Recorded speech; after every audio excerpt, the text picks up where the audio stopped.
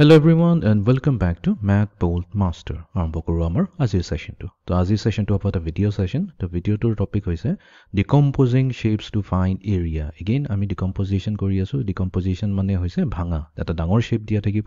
এই শেপটো ভাঙি পেলাই আমি তাৰ ইজি শেপলৈ লৈ যাম যেনেকৈ ৰেক্টেংগল হৈ গ'ল, স্কয়াৰ হৈ গ'ল, তাৰ পিছত তাৰ আমি এৰিয়াটো ইজিলি ক্যালকুলেট কৰিব পাৰিম। তো আজি টপিকটো হৈছে এডিশন। তাৰমানে আমি এড কৰিম। তো আৰম্ভ কৰো আমাৰ আজিৰ সেশনটো। তো এই প্ৰবলেমটোত আমাক এটা শেপ দিছে আৰু সুধিছে যে এই শেপটোৰ এৰিয়া কি হ'ব। তো আমিও এই শেপটো ড্ৰ কৰি লৈছো তেতিয়া আমিও সাইড বাই সাইড ক্যালকুলেট কৰিম। What is the area of the figure? So down here we have this 1, 2, 3, 4, 5, 6, 7, 8, 9, 10-sided figure, and we want to know its area. How many square meters does this figure cover? And we have ইয়াতে আমাক এটা shape দিছে।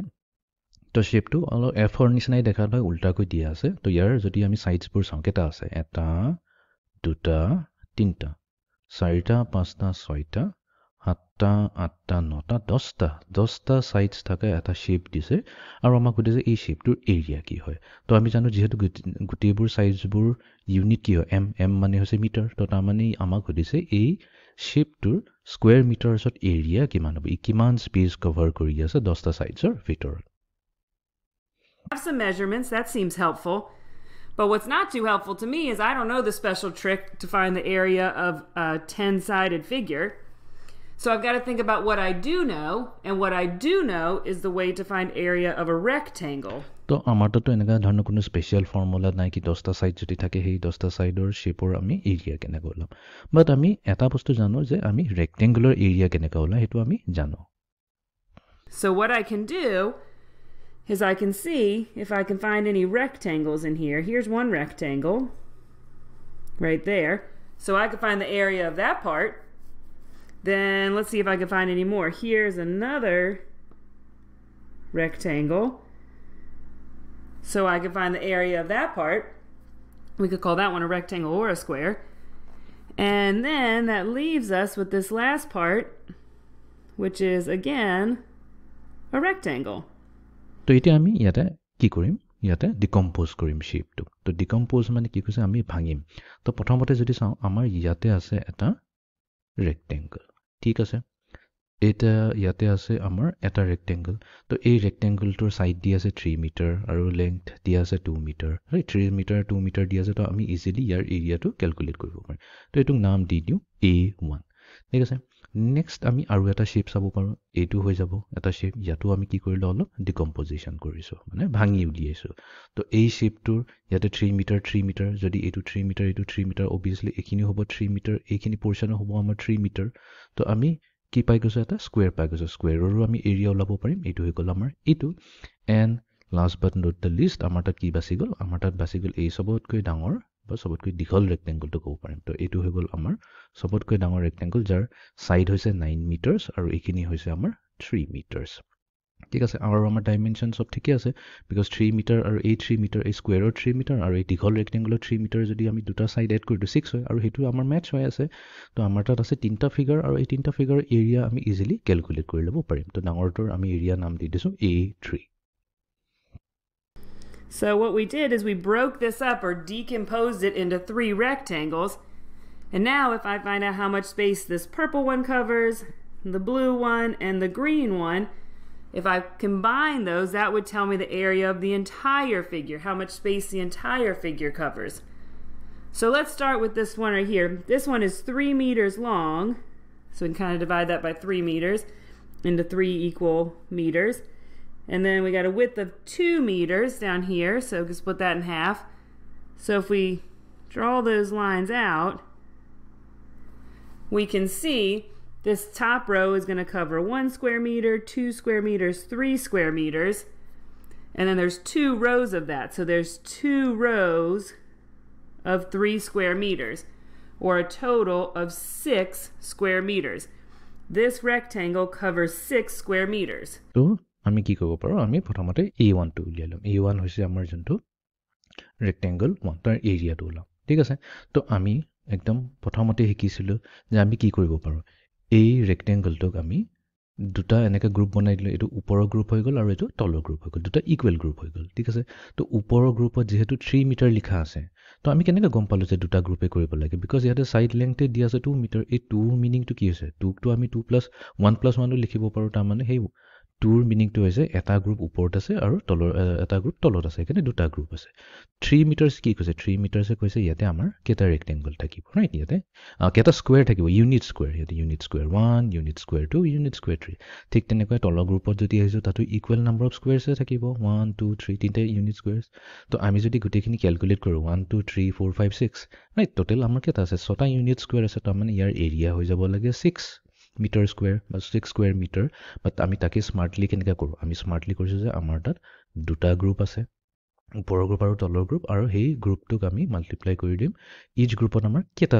স্কুৱেৰছ আছে আৰু ইচ গ্ৰুপত আমাৰ তিনিটাকৈ square আছে চ' 2 × 2 3 ছেইম টু ছেইম আনচাৰে পালোঁ এইটো এনেকুৱাকৈ আমি এৰিয়াৰ ফৰ্মুলাটো উলিয়াইছিলোঁ ৰাইট তো এইটো আমি এটা ৰিভিজন কৰিলোঁ স্কুৱেৰ মিটাৰ ঠিক তেনেকৈ আমি নেক্সট এৰিয়াটো ওলাই ল'ব পাৰিম এইটো তো এইটো কি হৈ যাব এইটো হৈ যাব আমাৰ এইটো স্কুৱেৰটো তো স্কুৱেৰৰ একেই কথা হ'ব 3 মিটাৰটো ইয়াতো আমি ক'ব পাৰোঁ যে ইয়াতে আমি তিনিটা গ্ৰুপত ডিভাইড কৰিব পাৰোঁ ৰাইট বিকজ ইয়াতে 3 মিটাৰ কৈছে তো এইটো গ্ৰুপ নম্বৰ 1 গ্ৰুপ নম্বৰ 2 আৰু এইটো তলৰটো গ্ৰুপ নম্বৰ 3 আৰু ওপৰত 3 মিটাৰ লিখা এইটো মিনিং হৈছে ইচ গ্ৰুপত আমাৰ তিনিটা ইউনিট স্কুৱেৰ থাকিব তো তাৰমানে আমি যদি কাউণ্ট কৰোঁ কেইটা আছে 1 2 3 4 5 6 7 8 9 বাট আমি এনেকৈ নকৈ পেলাই আমি ক'ব পাৰোঁ যে আমাৰ তিনিটা গ্ৰুপ আছে আৰু ইচ গ্ৰুপত এটা গ্ৰুপত আমাৰ তিনিটাকৈ স্কুৱেৰ আছে চ' 3 3 is 9 তো তাৰমানে এইটোৰ এৰিয়া হৈ যাব 9 square metres So this part of the entire figure covers 6 square meters. The next one, our measurements are 3 and a 3. So it will have 3 rows of 3 square meters, or 9 square meters.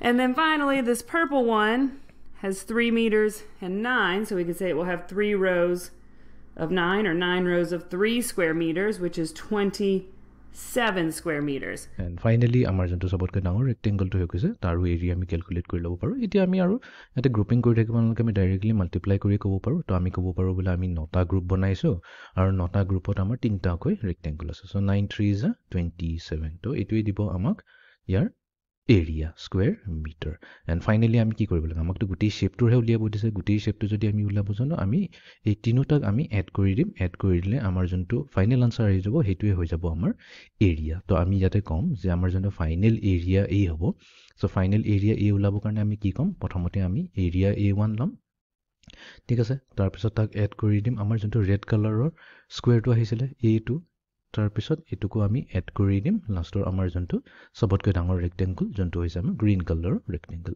A3 তো গোটেইকেইটাক আমি add কৰি দিলে হৈ গ'ল ইয়াতে আমি 6 তাৰপিছত add কৰি দিম 9ৰ লগত 6ৰ লগত যাব আমাৰ 9 তাৰপিছত 9ৰ লগত আমাৰ এড হৈ যাব ফাইনেলি A3 যোনটো হৈছে 27 ঠিক আছে তো আমি গোটেইখিনি এড কৰি দিওঁ আৰু এড কৰিলে আমি কি পাম তো 6 + 9 কিমান হ'ব 6 + 9 হৈছে আমাৰ 15 আৰু 15 + 27 হৈ যাব আমাৰ 42 এবাৰ ভেৰিফাই কৰি ল'বা তো এইটোৱে হৈ যাব আমাৰ ফাইনেল এৰিয়া যোনটো হৈছে 42 স্কুৱেৰ মিটাৰ্ছ ঠিক আছে এছ এটা লাগিব কাৰণ এইটো 1তকৈ বেছি হয় প্লুৰেল হয় So the area of this purple section, it covers completely 27 square meters. The green covers 9 square meters, and the blue covered 6 square meters. So if we combine all those areas, all those square meters it covers, that will tell us the area of the entire figure. So we have 6 square meters plus 9 square meters plus 27. And we can solve that. 6 + 9 is 15. 15 + 27. Let's see. 5 ones and 7 ones is 12 ones. We'll just find some space up there.